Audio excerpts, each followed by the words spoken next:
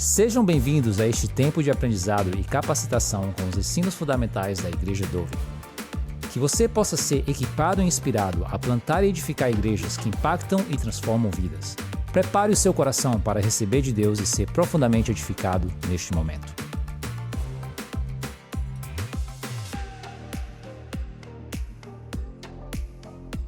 Saudações! Espero que você esteja bem, na graça do nosso Senhor e Salvador Jesus Cristo. Neste ensinamento, nós estaremos a falar acerca de mulheres em posição de liderança e ministério. Esse é um tema, às vezes, controverso para algumas pessoas e em alguns círculos, mas eu acho que não há necessidade de ser controverso, não acho que haja necessidade de haver muita discussão, muita confusão em torno do tema, porque a palavra de Deus discute esse tema de uma maneira bem exaustiva. Há várias referências que esclarecem esse assunto para nós.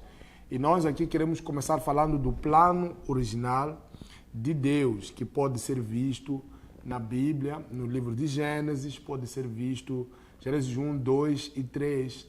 Deus conversa ou faz menção de aspectos que vêm nos dar indicação de que as mulheres têm uma posição na liderança e também têm uma posição no ministério. Podemos ver isso no Antigo Testamento e no Novo Testamento. É uma infelicidade que alguns judeus, eles acreditavam pensavam tão mal das mulheres que quando acordassem, a primeira oração que eles faziam era: bendito sejas tu, Senhor, ou Adonai, nosso Deus, Rei do Universo, e depois diziam o seguinte: por não me ter feito gentio, por não me ter feito escravo e por não me ter feito mulher. Quer dizer, era uma oração de gratidão que Deus não lhes havia feito mulher. Tal era o pensamento errado, tal era o pensamento maldoso acerca da mulher. Haviam grupos que acreditavam, na verdade existem grupos que acreditam que a mulher por natureza é má. Ela tem como essência maldade nela.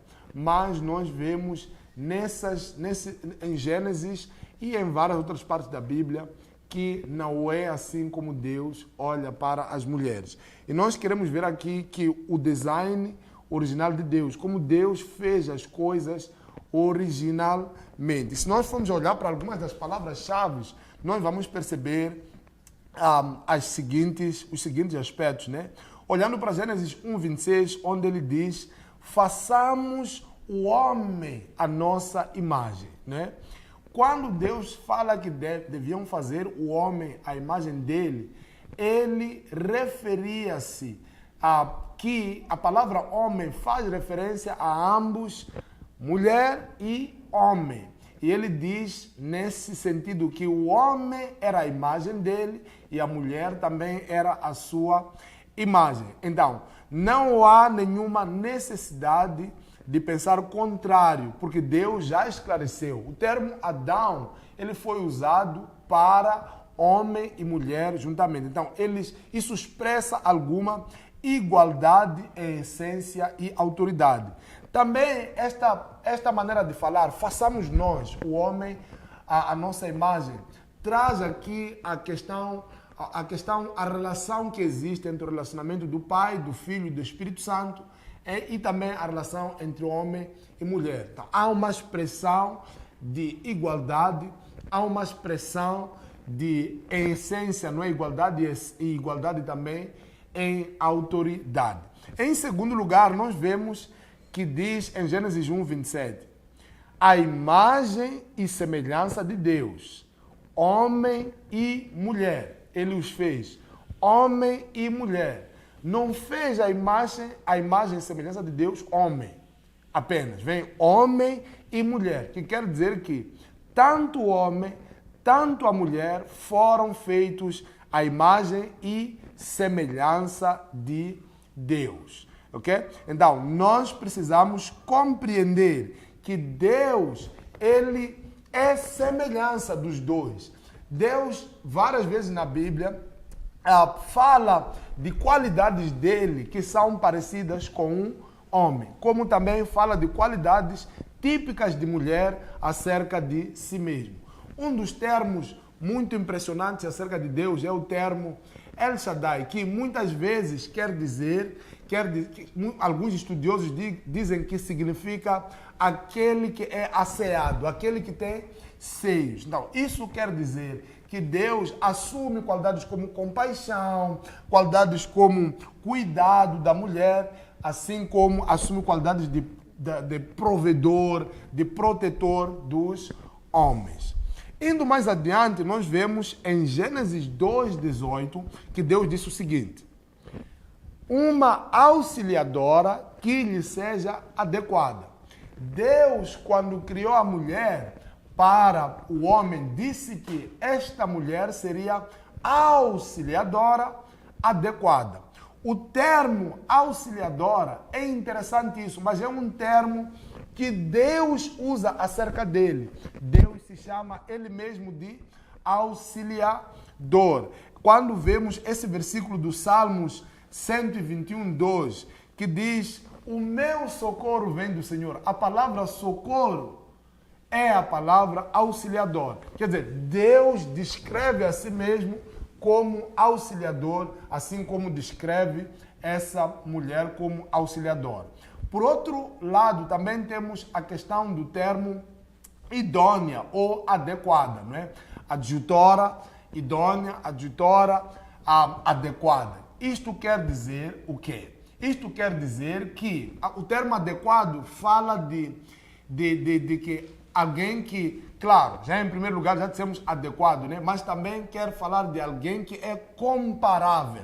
Em inglês, algumas versões dizem comparable. Comparable, que quer dizer que há uma compatibilidade, comparabilidade entre o homem e a mulher. Os animais não eram comparáveis com o homem, mas a mulher, ela sim é tratada como alguém que fosse comparável, alguém que fosse adequada para o homem. E este termo adequado, auxiliadora, também é usado para dizer resgatar e forte. Significa que a mulher que é criada para o homem é alguém que tem qualidades de resgatadora, tem qualidades de alguém forte. Isto nós podemos perceber quando vemos, por exemplo, passagens que diz que a mulher prudente, ela cobre, não é, as vergonhas do seu homem. Ela é coroa desse homem. Faz cobertura de algumas coisas que o homem faz que não deviam ser, ela é capaz de cobrir por ele. Então, mulher é alguém que é similar ao homem e tem qualidades que o próprio Deus tem. Não são qualidades que foram tiradas de algum animal, de algum animal selvagem, mas são qualidades que são tiradas de Deus e fazem parte dela, a mulher. Ela é correspondente ao homem e não inferior. O próprio Adão, ele diz assim, você é, quando vê a mulher pela primeira vez, diz, tu és carne da minha carne e osso do meu osso, não é? Então, significa que havia uma similaridade que estava na mulher que o próprio Adão viu. Irmão, a mulher não é inferior a ti, ela é comparável a ti. Indo adiante, vemos no versículo 2, no capítulo 2, no versículo 25, diz o seguinte: e ambos estavam nus e não sentiam vergonha. Não era a mulher que estava nua sozinho, enquanto o homem estava vestido e a mulher estava a passar vergonha. Ambos, os dois, estavam nus e não tinham vergonha. Okay? Então, não há nada que pensar que a mulher era inferior. Ambos estavam nus e ambos estavam sem vergonha. Ambos estavam desarmados contra o outro. Isto demonstra que Deus, não estamos a dizer que tudo é igual, mas mostra que aquela superioridade opressora não faz parte do desenho original de Deus. Aquele posicionamento de que o homem é um ser superior. Nós podemos ter missões diferentes, tarefas diferentes, mas isso não quer dizer que os dois são pessoas que são de níveis ou graus de qualidade diferentes. Depois olhamos aqui no capítulo 3, versículo 6, diz que ela também deu ao seu marido que estava com ela, que estava ao seu lado, né? Quando ela foi enganada, ele estava ali também e tudo bem que a Bíblia diz que o homem não foi enganado, mas ele aceitou cometer o mesmo pecado que a mulher cometeu devido às obras do maligno. E aqui nós temos o início da corrupção que vem, obviamente, por esta queda. Em vez de agora serem auxiliares, passam a ser competidores um contra o outro, não é? E temos aqui pessoas medrosas, pessoas cheias de vergonha e começam a se acusar uns aos outros, né? E quem acusou o outro foi mesmo o marido. O marido é que acusou a esposa. Ela até não chegou a acusar a ela. O marido é que acusa a esposa. Temos também em Gênesis 3,16 que diz o seguinte: o seu desejo será para seu marido e ele a dominará. Esta questão do desejo dela ser para o marido e ele dominar a ela é algo que vem depois da queda. Depois da mulher cair é quando temos esta realidade de ela ser dominada pelo marido, que quer dizer que não era o plano original de Deus. O plano original de Deus não era ela ser dominada, não era que o seu desejo fosse para seu marido. Isto é fruto da corrupção, isto é fruto da queda, isto é fruto do pecado. Quando tudo está bem, quando fomos lavados pelo sangue de Jesus, não é nossa realidade essa. E é o que nós vemos com a vinda de Jesus. Há uma restauração das mulheres no Novo Testamento. As mulheres são restauradas para uma posição melhorada. Ok?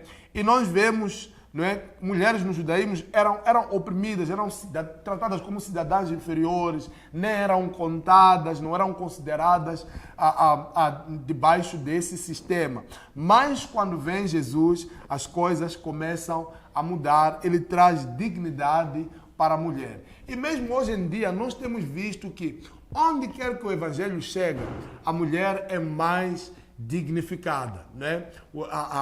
A mulher era sem dignidade na Ásia, mas quando o evangelho, os países onde o evangelho chegou na Ásia, a mulher tem mais dignidade, tem mais valorização. Na África, com a chegada do evangelho, ela é cada vez mais valorizada e mais honrada, não é? Então, vemos aqui exemplos disso que Jesus fez com uma mulher que unge a Jesus como o Messias para a sua crucificação. Lucas 7:38 mostra isso. Não foi uma mulher, não foi um homem. Não foi Pedro, não foi, se calhar, não sei quem, um homem de valor honrado, de José, de Arimateia. Não, quem foi ungir a ele, preparando a ele para a sua morte e crucificação, foi uma mulher.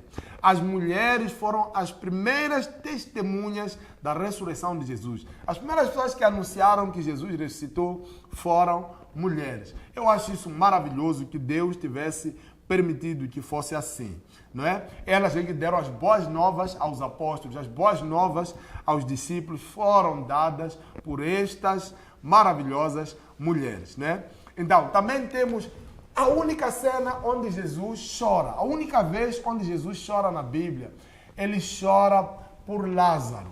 E a Bíblia mostra que Lázaro tinha duas irmãs, Marta e Maria. Marta e Maria haviam claro, chorado, não é? Por causa da morte do seu irmão. E o único caso onde nós temos choro de Jesus por causa do choro de outra pessoa é o choro de uma mulher que fez com que o Senhor Jesus também chorasse. Então, é muito importante nós sabermos que está no coração de Jesus a dor das mulheres, a dor dessas duas mulheres, e a dor das mulheres hoje em dia ainda mexe com o coração do Senhor Jesus. Também vemos que Jesus falou com mulheres em público, falou com a mulher lá de Samaria, também falou com Marta e falou com Maria nas suas casas. É um público e no privado. Ele falava com elas, não é? Então, é algo maravilhoso. Temos exemplo na igreja primitiva, não é? Temos exemplo na igreja primitiva de como Deus olhava para as mulheres. A Bíblia vai dizer em Atos capítulo 2, Pedro faz referência, não é? Antes disso mesmo, Atos diz que quando o Espírito Santo desceu ali no cenáculo, não é? Como um vento veemente, desceu e encheu toda a sala, diz que todos os que estavam naquele lugar foram enchidos pelo Espírito Santo. No capítulo 1 nós somos dito que haviam lá mulheres, haviam os discípulos, mas eram cerca de 120, mas menciona que haviam lá mulheres, como Maria, não sei quem estavam lá, mulheres que também foram cheias do Espírito Santo. E depois Pedro menciona a profecia de Joel e diz que o Espírito do Senhor será derramado sobre toda a carne. E vossos filhos e vossas filhas receberiam o Espírito Santo e profetizariam. Servos e servas profetizariam. Então isso quer dizer que o Espírito Santo também era derramado sobre as mulheres. Então, hoje o Espírito Santo vem sobre as mulheres e elas podem profetizar. O Espírito Santo vem sobre as servas e elas podem profetizar, assim como profetizam homens, assim como profetizam mulheres. É interessante notar aqui que no Antigo Testamento, o selo da aliança com Deus era a circuncisão, né? Você era circuncidado como sinal de que você estava em aliança com Deus. Mas isso só pode ter circuncisão um homem. A mulher não pode ter circuncisão. Mas Deus, que é maravilhoso, Ele vem no Novo Testamento e decide que a partir de agora o selo da aliança com Deus não vai ser mais a circuncisão, vai ser o batismo. E ambos, mulheres e homens, podem ser batizados.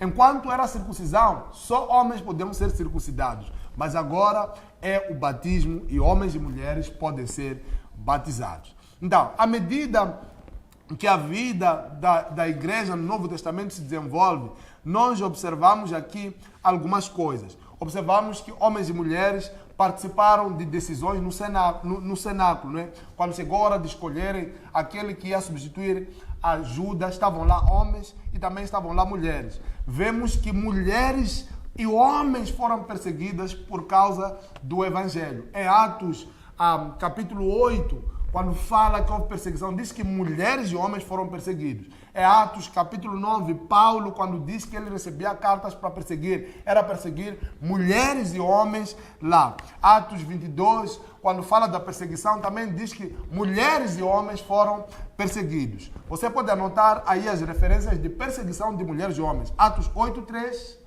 Atos 9, 1 a 2 e Atos 22, 4. Homens e mulheres também serviram como líderes na igreja. Nós vemos em Romanos 16, vemos os colaboradores de Paulo, temos lá pessoas como Fibe, temos pessoas como Chloe, temos pessoas como a Ninfa, que eram colaboradores, serviam. A Ninfa estava em Colossenses, Chloe estava em Coríntios, vemos Fibe a ir servir em Roma. Então, muitas mulheres colaboraram no serviço do Senhor. Andrônico e Júnia eram apóstolos juntos, eram mulheres. A Bíblia diz que eram apóstolos notáveis, não é?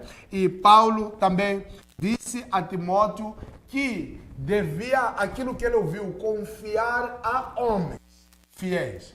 O termo homens fiéis vem do termo grego antropos. Antropos quer dizer homens e mulheres.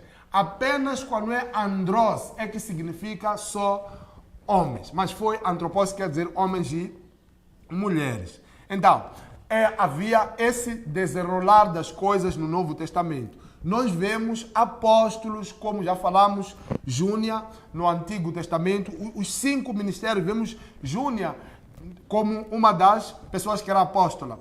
Temos profetas, em Atos 2 profetizaram, não é?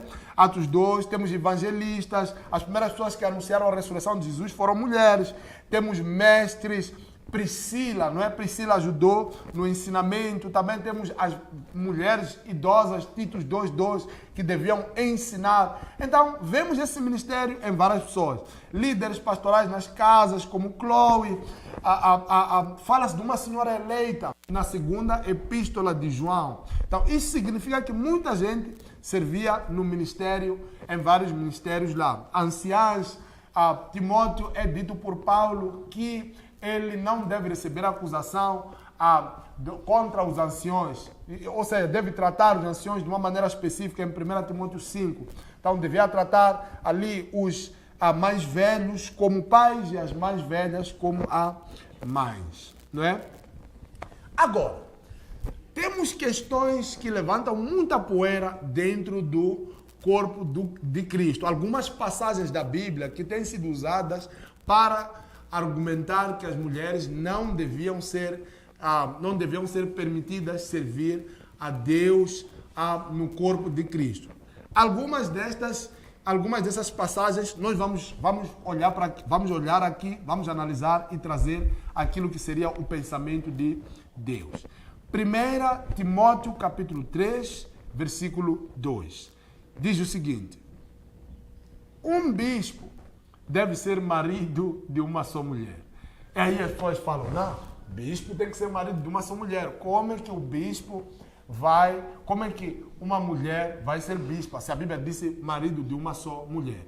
O que nós devemos entender é que ele disse, o bispo deve ser marido de uma só mulher. Se o bispo for homem, tem que ser. A palavra bispo é uma palavra grega, episkopos, que pode ser utilizada para qualquer pessoa em posição de supervisão. Diz que deve ser marido de uma mulher se ele for homem. Naqueles tempos, haviam homens que tinham múltiplas mulheres, mas nós não vemos em nenhum caso mulheres que têm múltiplos maridos. Então, só está-se a dizer que se for homem, deve garantir que só tem uma mulher.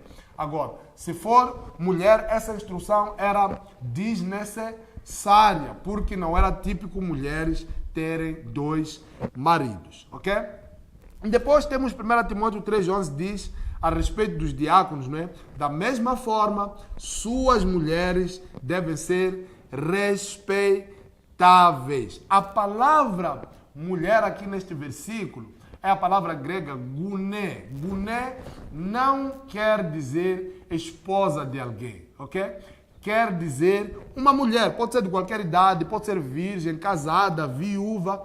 Então, isso contradiz com a ideia de que mulher não pode servir, ou aquelas que servem devem ser aquelas que são casadas com alguém. Por quê? Porque aqui está a dizer que o termo guné quer dizer mulher de qualquer idade, viúva, solteira, jovem, mais velha. É isso que essa palavra quer dizer, não é?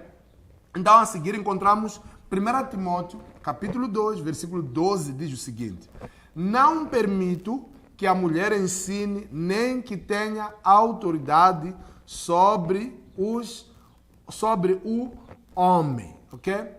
A palavra ter autoridade aqui, o termo ter autoridade, vem do termo authentique. Authentique significa usurpar, levar à força a autoridade de outrem, não é? E precisamos entender que esta carta é escrita para Timóteo, que era líder da igreja em Efésios, na igreja em Éfeso. E o que acontecia em Éfeso é que era uma cidade que havia muita adoração à deusa Diana ou à deusa Artemis. E essas mulheres, nessa religião havia sacerdotisas, e essas sacerdotisas estavam a começar a se infiltrar na igreja de Deus e traziam algumas doutrinas. Algumas das doutrinas que essas mulheres traziam eram as seguintes. A crença de que Eva foi criada primeiro e por isso era superior ao homem. A segunda era que a ideia de que Eva, na verdade, não foi enganada, mas ela foi iluminada por Satanás. A terceira doutrina estranha dessas sacerdotisas era a visão de que o parto era uma submissão ao domínio dos homens. Isso explica muita coisa que nós temos ouvido hoje, não é, entre os políticos acerca de tentativa de proteção de maldades como o aborto. E há uma frase, não é, interessante, algo que um escritor fala que é interessante acerca disso. Esse escritor chama-se Craig Keener. Ele diz que seria estranho que Deus usasse um único versículo para excluir metade da igreja de Cristo, não é? Usando apenas um único versículo.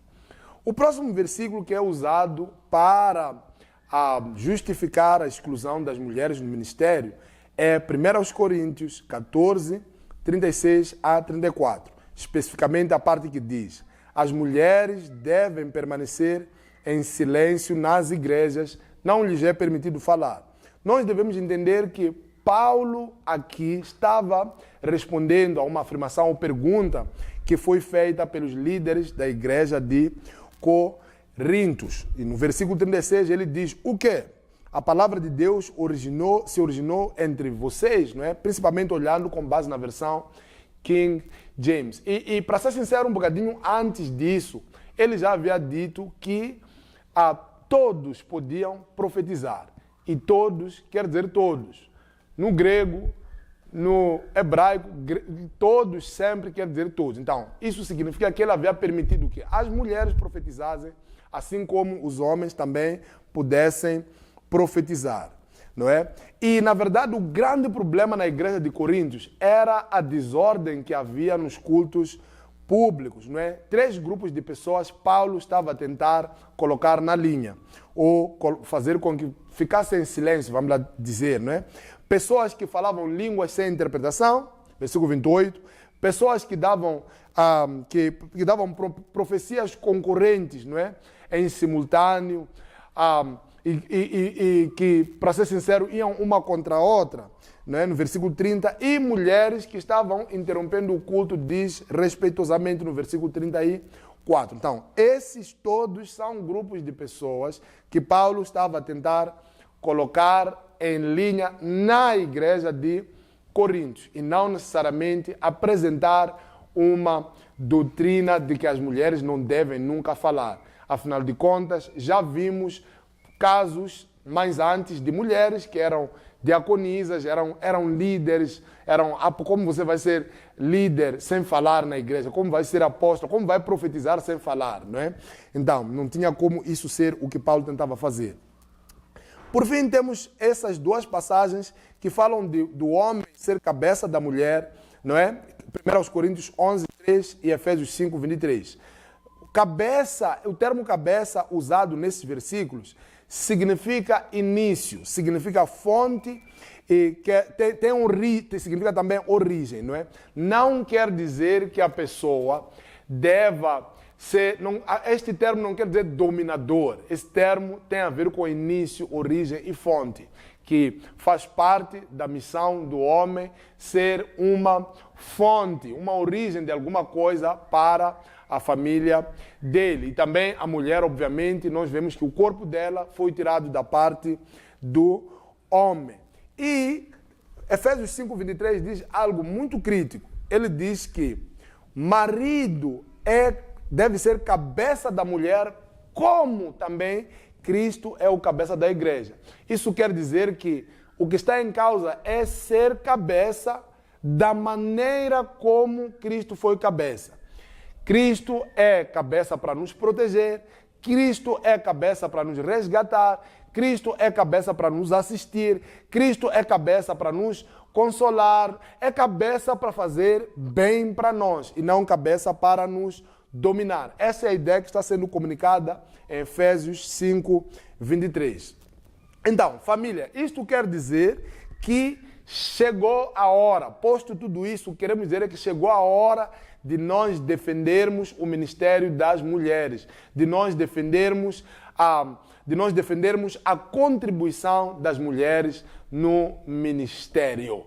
E isso é tudo que nós temos para você hoje. Que Deus possa lhe abençoar poderosamente em nome de Jesus.